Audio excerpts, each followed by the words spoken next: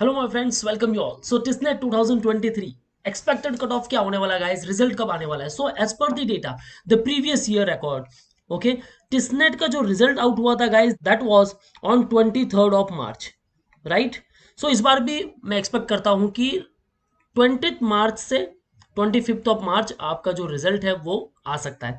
लेकिन गाइज मुझे ये बताओ कि एग्जाम कैसा गया आपका? According to me this was the toughest exam ever in the history of Testnet. Yes guys, Testnet को लेकर ये एग्जाम जो था ये काफी डिफिकल्ट रहा था। लेकिन क्यों? क्योंकि as per the past year data I am finding with in 8 to 9 years के स्पैन में ये पहली बार ऐसा हुआ है कि टेस्टनेट का एग्जाम काफी टफ हुआ है। सो एक्सपेक्टेड कट ऑफ क्या हो सकता है? क्या कट ऑफ इंक्रीज होने वाला है और आइदर इट विल डिक्रीज? काफी सारे स्टूडेंट्स कहेंगे सर डिक्रीज ही कर दो कट ऑफ अब तो। So watch this particular video till the end. यहाँ हम इन डिटेल बात करने वाले हैं सारे कोर्सेज के बारे में, the course versus category wise cut off. Okay, so stay tuned with throughout this video and we'll also talk about the analysis part also. So very first one guys, we have launched the batches for the testnet preparation. So all those candidates gonna preparation in 2024, they can directly start preparation with us.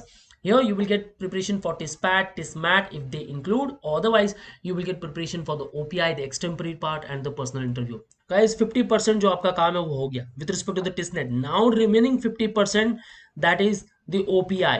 यहाँ आपको अच्छी तरह से perform करना है। Although exam काफी tough रहा है, I know, will discuss in detail. Okay, so want start preparation for 2024 या फिर इंटरेक्ट करना चाहते हो for OPI, then you can join our batches, call on respective numbers and book your seat right now. All those candidates want to target TISNET in 2024, then you can join our classroom sessions at Borivali, Vasai, Dadar and Thane Center. So let's talk in detail. So very first one guys, overall जो cut off है will decrease. ये good news मैं आपको video के पहले ही बता देता हूँ वाई। So English proficiency, how much questions? 30 questions. Mathematics and logical reasoning 30 questions, it's okay. General awareness 40 questions, चलो ठीक है, पता है आउट ऑफ 40 हमें 14 तो लानी है और इजीली डुएबल है गाइस, ये 14 मार्क्स हम इजीली ला सकते हैं। नाउ आउट ऑफ 100, क्या एग्जाम यही हुआ था out of 100? But as per the student reaction मुझे ये लग रहा है कि सारे स्टूडेंट ये कह रहे हैं कि नहीं सर, आउट ऑफ 100 नहीं, अब तो मार्क्स मिलने वाले आउट ऑफ 80 से। वाई? बिकॉज इंग्लिश को लेकर ऑल्दो काफी मॉडरेट था पेपर, ओके, लेंथी जरूर हो सकता है, टाइम कंज्यूमिंग, रीडिंग कंज्यूमिंग, काफी टाइम लग रहा था आरसी पढ़ने के लिए। ऑल्दो इजी थे लेकिन फिर भी काफी कंफ्यूजिंग था, राइट। सो इंग्लिश सेक्शन लेंदी होने की वजह से गाइस देखो, अगर आपका जो सेक्शन है, अगर आपका जो पेपर है वो लेंदी हो जाता है तो उससे क्या होगा? In case it's lengthy, time आप ज्यादा इन्वेस्ट करोगे।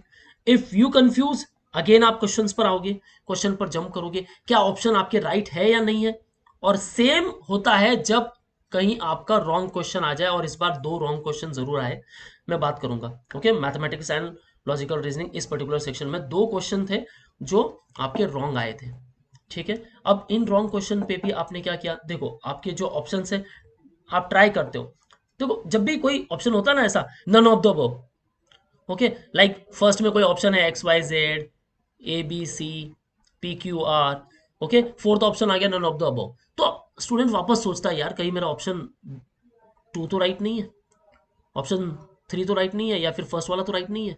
सो ऐसे में क्या होता है कि जब रॉन्ग क्वेश्चन आ जाता है तो अगेन वो आपका एक टाइम ले लेता है। ओके, सो ये भी एक मिस्टेक हो गई। पेपर डिफिकल्ट क्यों हुआ मैं वो बता रहा हूँ guys. Okay, so wrong question की वजह से भी आपका पेपर डिफिकल्ट बना, इंग्लिश के लेंदी सेक्शन की वजह से भी। मैथमेटिक्स में आपका आ गया DI का सेट, ठीक है, चलो कोई प्रॉब्लम नहीं। ऑल दोस कैंडिडेट जिन्होंने DI किया है अच्छी तरह से प्रिपेयर, उनको कोई प्रॉब्लम नहीं हुआ। लेकिन कैलकुलेशन बेस्ड काफी सारे क्वेश्चंस थे जहां आपका वापस टाइम इन्वेस्ट हो रहा था। और the most affecting factor is कि लॉजिकल रीजनिंग को लेकर काफी कम क्वेश्चंस आए। ऑल्दो ये जो सेक्शन है काफी स्कोरिंग एरिया है, ओके, काफी अच्छा आप स्कोर कर सकते हो, लेकिन लेस क्वेश्चन की वजह से आपका जो यहाँ है वो बेड़ा गर्क हो गया, राइट गाइस। अब मुझे काफी सारे स्टूडेंट्स ये भी कह रहे हैं कि सर पेपर सच में बहुत डिफिकल्ट गया, और यस गाइस, डिफिकल्ट तो देखो पेपर हुआ है, लेकिन इतना भी डिफिकल्ट नहीं था। लेकिन डिफिकल्ट क्यों हुआ है कि इन चीजों की वजह से, जहां जैसे मैंने यहां मेंशन किया डिफिकल्ट, यहां मैंने किया मॉडरेट टू डिफिकल्ट, ठीक है। जैसे हम देख रहे थे पेपर की डिफिकल्टी लेवल जो थी वो मॉडरेट टू डिफिकल्ट थी।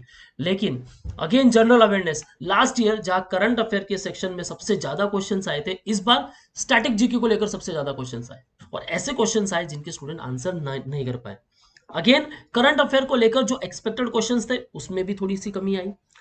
ओवरऑल अगर मैं बता दूं as per the manual preparation अगर आपने किया होगा 22 to 24 you can easily score, लेकिन फिर भी ऑल दो कैंडिडेट जिन्होंने अच्छा खासा प्रिपरेशन किया था वो ओके फिर भी आप 18 to 20 I think easily score कर सकते थे ओके जीके में, लेकिन स्टैटिक जीके जहां आपके मार्क्स काफी कम हो रहे थे, again the level of paper move from moderate to difficult, so paper हो गया डिफिकल्ट। नाउ नाउ अगर मैं बात करूं अटेम्प्ट्स इंग्लिश को लेकर 20 टू 24 इजीली ओके एक्सपेक्टेड, फिर भी कहता हूं कि यहां से आपने 18 क्वेश्चंस चलो राइट किए होंगे।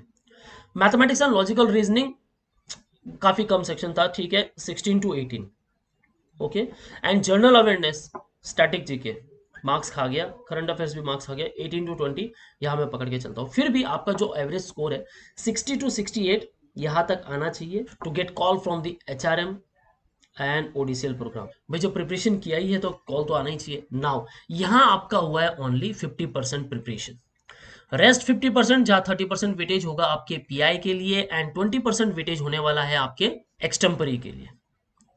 अब यहां आपको अच्छी तरह से प्रिपरेशन करना है, right. So let's talk about the cut off, क्योंकि कट ऑफ डिक्रीज होने वाला है। So very first one will talk about the Mumbai campus, और यहां जो मैंने एक्सपेक्टेड कट ऑफ रखे guys as per the research data and past academic records and the past records. Education elementary program के लिए अगर आप जा रहे हो तो 40 टू 48 यहां मैंने रेंज भी दिया है एंड उनके रिस्पेक्टिव कैटेगरी के हिसाब से यहाँ कट ऑफ भी मेंशन किया, like general category then 40 marks, EWS है तो 35, ओबीसी 35 ओके, एससी कैटेगरी यहाँ मैंने मेंशन नहीं किया बट या 33 to 35 and ST 31 okay. Development studies के लिए अगर जा रहे हो 54 टू 60 इसके बीच में आपकी कट ऑफ रेंज होने वाली है, जनरल कैटेगरी को लेकर 56 okay. The after hospital administration, now the school of habitat studies target कर रहे हो देन गाइस आपका जो स्कोर होना चाहिए should be in between these all score 57 to 62। Why this is high, क्योंकि number of candidates appearing for this particular programme a more and guys competition level जो है वो यहाँ टफ होने वाला है with respect to the hospital administration programme okay. So 58 का cut of मान के चलो, ऑल्दो इतना नहीं जाएगा, आई थिंक 56 टू 58 जो भी यहाँ मैंने कट ऑफ मेंशन किया गाइस इसमें आप +2 एंड -2 ये मान के चलो ओके। कट ऑफ कम हो सकता है, आई नो ऑलरेडी जो मैं यहाँ आपको स्टैट्स बता रहा हूँ वो काफी कम कट ऑफ के बता रहा हूँ।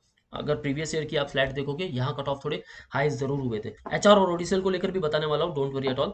नाउ पब्लिक हेल्थ को लेकर जा रहे हो देन गाइस 55 आप पकड़ के चलो कि यहाँ आपका बेस्ट चांसेस है, और एक्सटेम्परी एंड पीआई आपका काफी अच्छा हो जाता है देन डेफिनेटली गाइस आपके लिए वो सीट ऑलरेडी बनी हुई है। Health policy economic and finance यहाँ भी कंपटीशन काफी टफ है guys.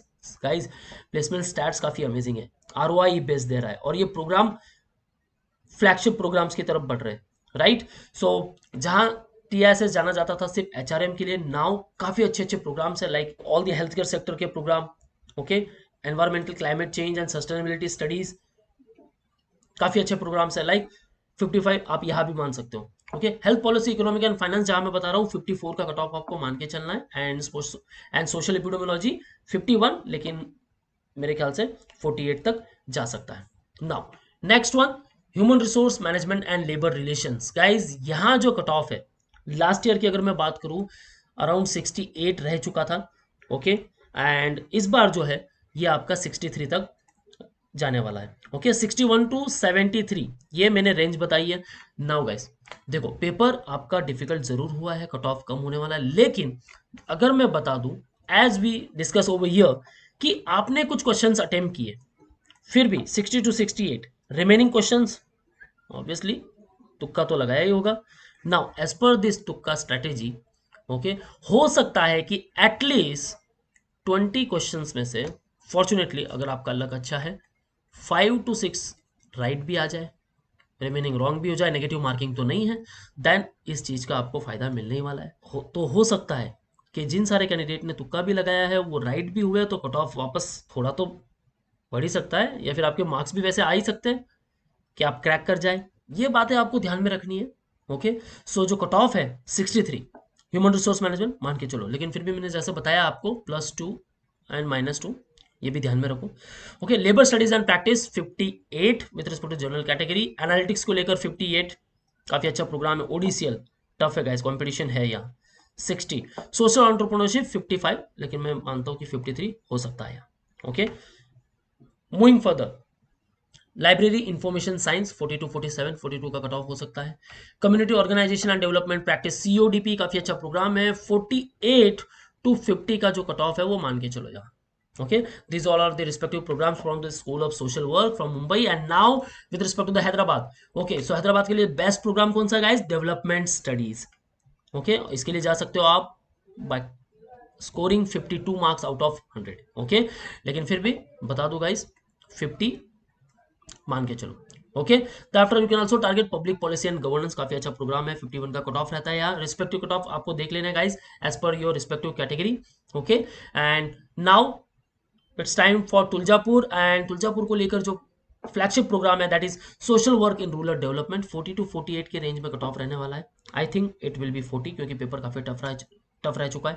Development policy planning and practice 43। Okay, sustainable livelihoods and natural resource governance 40, and social innovation and entrepreneurship 40. And moving further, Guwahati campus, then Guwahati campus community organisation and development practices CODP, काफी amazing programme है guys. यहाँ north east में काफी सारे candidate सीओडीपी के लिए जाते हैं क्योंकि इसके प्लेसमेंट स्टैट्स काफी अमेजिंग है। जनरल कैटेगरी 48 का कट ऑफ यहाँ मान के चलो। Next, ecology environment and sustainable development 52।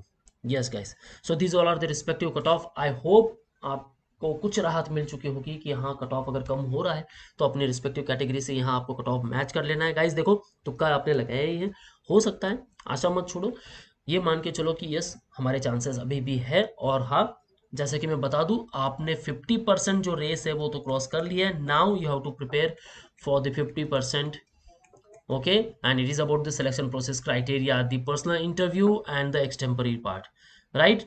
So don't worry at all, you will get preparation for same. If you have any doubts and queries in your mind, then guys ask me in the below comment section. And yeah, want a preparation, as I said, you can join our classroom coaching at Mumbai. Call on respective numbers and book your seat at Borivali, Vasai, Dadar and Thane Center. And for all exam updates and notifications, follow our social media handles such as YouTube, Facebook, Insta, and you can also join our Telegram group. That's all from my side guys. All the best for your career. See you in the next video.